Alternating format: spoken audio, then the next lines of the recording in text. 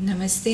आज है 32वां दिन रीडिंग ऑफ इंडियन कॉन्स्टिट्यूशन। मेरा नाम है पूजा और हम हैं पन्ना नंबर 106, पॉइंट नंबर 228 से शुरू करने वाले हैं आज। और आज कुछ ज़्यादा नहीं है कहने के लिए इंट्रोडक्शन में, तो बिना टाइम वेस्ट किए शुरू करते हैं रीड करना। मैं पहले हिंदी में पढ़ती हूँ और फिर इंग्लिश में, ये मैं हर वीडियो में बताती हूँ। तो just in case there are people who are not interested in listening in a particular language, I have two alternatives. So ये हिंदी में है पहले। तो कुछ मामलों का उच्च न्यायालय को अंतरण, यदि उच्च न्यायालय का यह समाधान हो जाता है कि उसके अधीनस्थ किसी न्यायालय में लंबित किसी मामले में इस संविधान के निर्वचन के बारे में विधि का कोई सारवान प्रश्न अंतर्वलित है जिसका अवधारण मामले के निपटारे के लिए आवश्यक है, तो वह उस मामले को अपने पास मंगा लेगा और क मामले को स्वयं निपटा सकेगा, या ख उक्त विधि के प्रश्न का अवधारण कर सकेगा और उस मामले को ऐसे प्रश्नों पर निर्णय की प्रतिलिपि सहित उस न्यायालय को जिससे मामला इस प्रकार मंगा लिया गया है लौटा सकेगा, और उक्त न्यायालय उसके प्राप्त होने पर उस मामले को ऐसे निर्णय के अनुरूप निपटाने के लिए आगे कार्रवाई करेगा। 228 क राज्य विधियों की संवैधानिक वैधता से संबंधित प्रश्नों के निपटारे के बारे में विशेष उपबंध। एक संविधान 43वां संशोधन अधिनियम 1977 की धारा 10 द्वारा 13 अप्रैल 1978 से लोप किया गया। 229 उच्च न्यायालयों के अधिकारी और सेवक तथा व्यय। एक किसी उच्च न्यायालय के अधिकारियों और सेवकों की नियुक्तियां उस न्यायालय का मुख्य न्यायमूर्ति करेगा या उस न्यायालय का ऐसा अन्य न्यायाधीश या अधिकारी करेगा जिसे वह निर्दिष्ट करे, परंतु उस राज्य का राज्यपाल नियम द्वारा यह अपेक्षा कर सकेगा कि ऐसी किन्हीं दशाओं में जो नियम में विनिर्दिष्ट की जाए, किसी ऐसे व्यक्ति को जो पहले से ही न्यायालय से संलग्न नहीं है, न्यायालय से संबंधित किसी गद पर राज्य लोक सेवा आयोग से परामर्श करके ही नियुक्त किया जाएगा, अन्यथा नहीं। 2 राज्य के विधानमंडल द्वारा बनाई गई विधि के उपबंधों के अधीन रहते हुए उच्च न्यायालय के अधिकारियों और सेवकों की सेवा की शर्तें ऐसी होंगी जो उस न्यायालय के मुख्य न्यायमूर्ति या उस न्यायालय के ऐसे अन्य न्यायाधीश या अधिकारी द्वारा जिसे मुख्य न्यायमूर्ति ने इस प्रयोजन के लिए नियम बनाने के लिए प्राधिकृत किया है, बनाए गए नियमों द्वारा विहित की जाए। परंतु इस खंड के अधीन बनाए गए नियमों के लिए जहाँ तक वे वेतनों, भत्तों, छुट्टी या पेंशनों से संबंधित हैं, उस राज्य के राज्यपाल के अनुमोदन की अपेक्षा होगी। 3 उच्च न्यायालय के प्रशासनिक व्यय जिनके अंतर्गत उस न्यायालय के अधिकारियों और सेवकों को या उनके संबंध में संदेह सभी वेतन, भत्ते और पेंशन हैं, राज्य की संचित निधि पर भारित होंगे और उस न्यायालय द्वारा ली गई फीसें और अन्य धनराशियां उस निधि का भाग होंगी। 230 उच्च न्यायालयों की अधिकारिता का संघ राज्य क्षेत्रों पर विस्तार।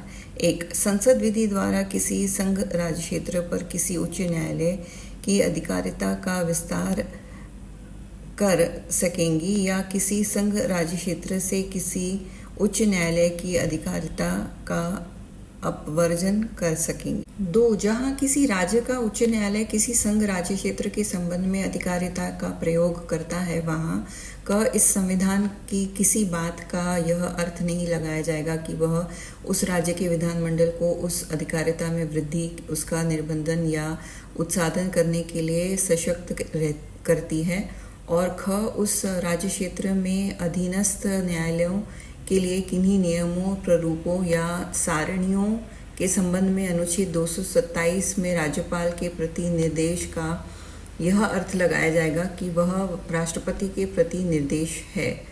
231 दो या अधिक राज्यों के लिए एक ही उच्च न्यायालय की स्थापना। एक, इस अध्याय के पूर्ववर्ती उपबंधों में किसी बात के होते हुए भी संसद विधि द्वारा दो या अधिक राज्यों के लिए अथवा दो या अधिक राज्यों और किसी संघ राज्य क्षेत्र के लिए एक ही उच्च न्यायालय स्थापित कर सकेगी। दो, किसी ऐसे उच्च न्यायालय के संबंध में ख अधीनस्थ न्यायालयों के लिए किन्हीं नियमों, प्रारूपों या सारणियों के संबंध में अनुच्छेद 227 में राज्यपाल के प्रति निर्देश का यह अर्थ लगाया जाएगा कि वह उस राज्य के राज्यपाल के प्रति निर्देश है जिसमें वे अधीनस्थ न्यायालय स्थित हैं, और ग अनुच्छेद 219 और अनुच्छेद 229 में राज्य के प्रति निर्देशों का यह अर्थ लगाया जाएगा कि वे उस राज्य के प्रति निर्देश हैं जिसमें उस उच्च न्यायालय का मुख्य स्थान है।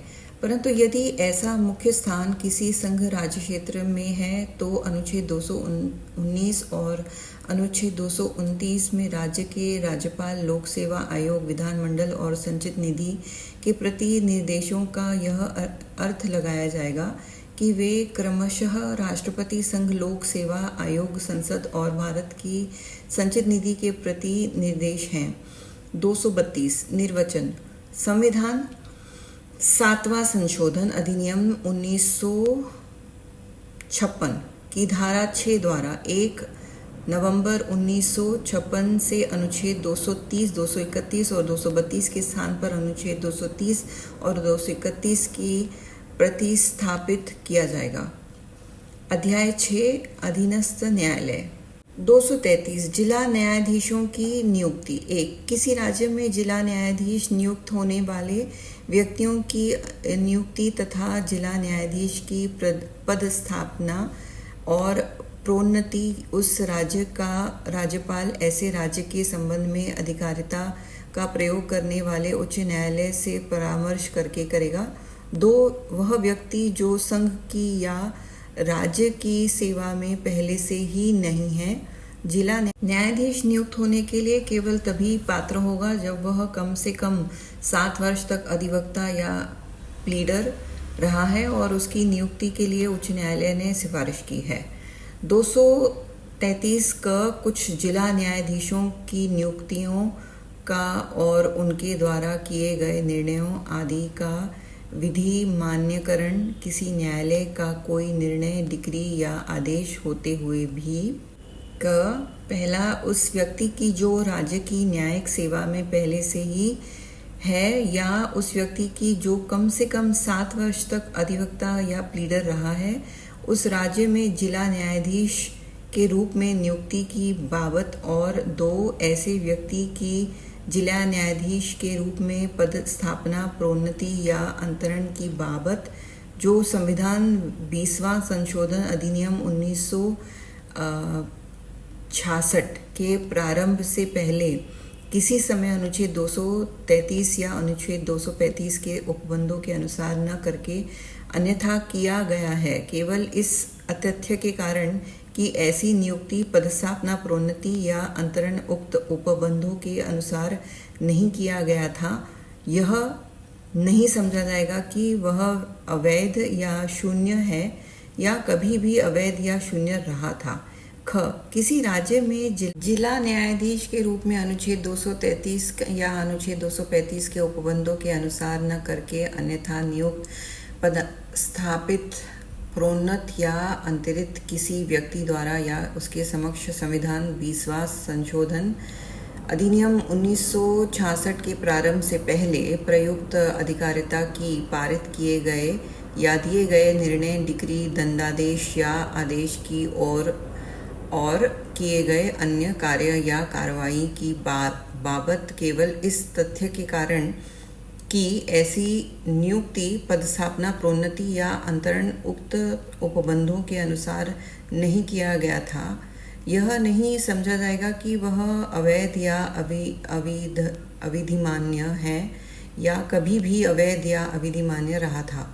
234 न्यायिक सेवा में जिला न्यायाधीशों से भिन्न व्यक्तियों की भर्ती। जिला न्यायाधीशों से भिन्न व्यक्तियों की किसी राज्य की न्यायिक सेवा में नियुक्ति उस राज्य के राज्यपाल द्वारा राज्य लोक सेवा आयोग से और ऐसे राज्य के संबंध में अधिकारिता का प्रयोग करने वाले उच्च न्यायालय का से परामर्श करने के पश्चात और राज्यपाल द्वारा इस निमित्त बनाए गए नियमों के अनुसार की जाएगी।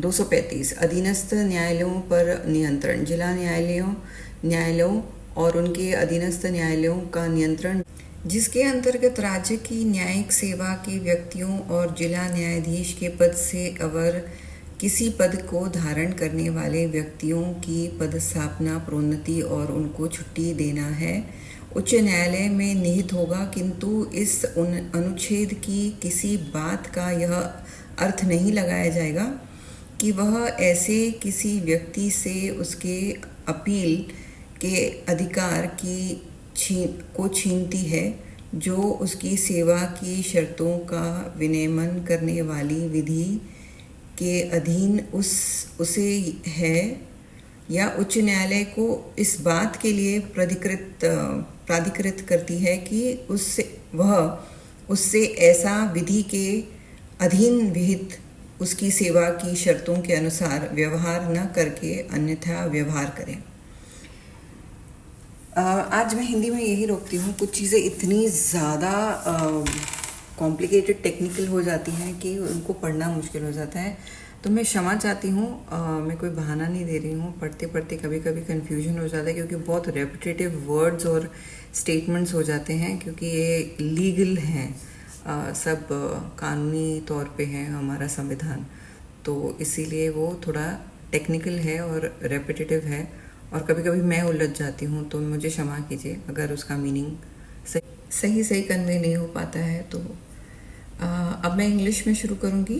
This is what topic, so we are on part 6 of states of the Indian constitution, reading page number 106, and we are on point number 228 that we will start from today. Transfer of certain cases to High Court. If the High Court is satisfied that a case pending in a court subordinate to it involves a substantial question of law as to the interpretation of this Constitution, the determination of which is necessary for the disposal of the case, it shall withdraw the case and may A. either dispose of the case itself, or B. determine the said question of law and return the case to the court from which the case has been so withdrawn, together with a copy of its judgment on such question, and the said court shall on receipt thereof proceed to dispose of the case in conformity with such judgment. 228A. Special provisions as to disposal of questions relating to constitutional validity of state laws omitted by the Constitution, 43rd Amendment Act 1977-10, with effect from 13 April 1978. 229. Officers and servants and the expenses of high courts. 1. Appointments of officers and servants of a high court shall be made by the Chief Justice of the court or such other judge of or officer of the court as he may direct, provided that the governor of the state may by rule require that in such cases as may be specified in the rule, no person not already attached to the court shall be appointed to any office connected with the court save after consultation with the State Public Service Commission. 2. Subject to the provisions of any law made by the legislature of the state, the conditions of service of officers and servants of the High Court shall be such as may be prescribed by rules made by the Chief Justice of the court or by some other judge or officer of the court authorized by the Chief Justice to make rules for the purpose, provided that the rules made under this clause shall, so far as they relate to salaries, allowances, leaves, or pension, require the approval of the governor of the state. 3. The administrative expenses of a high court, including all salaries, allowances, and pensions payable to or in respect of the officers and servants of the court, shall be charged upon the consolidated fund of the state, and fees or other monies taken by the court shall form part of that fund. 230. Extension of jurisdiction of high courts to union territories. 1. Parliament may by law extend the jurisdiction of a high court to or exclude the jurisdiction of a high court from any union territory. 2. Where the High Court of a state exercises jurisdiction in relation to a union territory. A. Nothing in this constitution shall be construed as empowering the legislature of the state to increase, restrict, or abolish that jurisdiction. And B. The reference in Article 227 to the governor shall, in relation to any rules, forms, or tables for subordinate courts in that territory, be construed as a reference to the precedent. 231. Establishment of a common high court for two or more states. 1. Notwithstanding anything contained in the preceding provisions of this chapter, Parliament may by law establish a common high court for two or more states or for two or more states and a union territory. 2. In relation to any such high court, A is just as previous. B. The reference in Article 227 to the governor shall, in relation to any rules, forms, or tables for subordinate courts, be construed as a reference to the governor of the state in which the subordinate courts are situate. And C. The references in Articles 219 and 229 to the state shall be construed as a reference to the state in which the High Court has its principal seat, provided that if such principal seat is in a union territory, the references in Articles 219 and 229 to the Governor, Public Service Commission, Legislature, and Consolidated Fund of the state shall be construed respectively as references to the President, Union Public Service Commission, Parliament, Consolidated Fund of India. 232. Interpretation. Articles 230, 231 and 232 subs by Articles 230 and 231 by the Constitution 7th Amendment Act 1956 16 with effect from 1st November 1956. Chapter 6 Subordinate Courts. 233. Appointment of district judges. 1. Appointments of persons to be and the posting and promotion of district judges in any state shall be made by the governor of the state in consultation with the High Court exercising jurisdiction in relation to such state. Number 2. A person not already in the service of the union or of the state shall only be eligible to be appointed a district judge if he has been for not less than 7 years an advocate or a pleader and is recommended by the High Court for appointment. 233A. Validation of appointments of and judgments etc. delivered by certain district judges. Notwithstanding any judgment, decree, or order of any court. A1. No appointment of any person already in the judicial service of a state or of any person who has been for not less than 7 years an advocate or a pleader to be a district judge in that state. And 2. No posting, promotion, or transfer of any such person as a district judge made at any time before the commencement of the Constitution 20th Amendment Act 1966, otherwise than in accordance with the provisions of Articles 233 and or Article 235 shall be deemed to be illegal or void, or ever to have become illegal or void by reason only of the fact that such appointment, posting, promotion, or transfer was not made in accordance with the said provisions.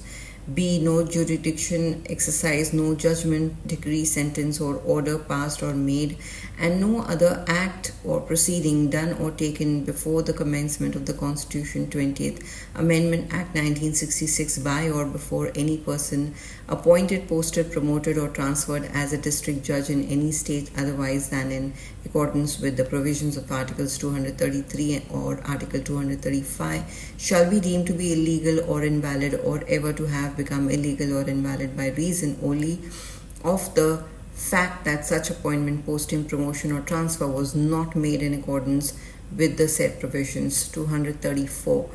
Recruitment of persons other than district judges to the judicial service. Appointments of persons other than district judges to the judicial service of a state shall be made by the governor of the state in accordance with rules made by him in that behalf after consultation with the State Public Service Commission and with the High Court exercising jurisdiction in relation to such state. 235. Control over subordinate courts. The control over district courts and courts subordinate thereto, including the posting and promotion of and the grant of leave to persons belonging to the judicial service of a state and holding any post inferior to the post of district judge shall be vested in the High Court, but nothing in this article shall be construed as taking away from any such person any right of appeal which he may have under the law regulating the conditions of his service, or as authorizing the High Court to deal with him otherwise than in accordance with the conditions of his service prescribed under such law. See, so technical. Like sometimes you really have to sit with some technical person to understand these things, because not every subject is to be grasped and understood in the first instance. Like I said yesterday, this is new for me, this is new for you. Obviously, it won't make it interesting immediately, but anyways, I wanted to involve, I want more audience to get involved, and only then things can go further ahead.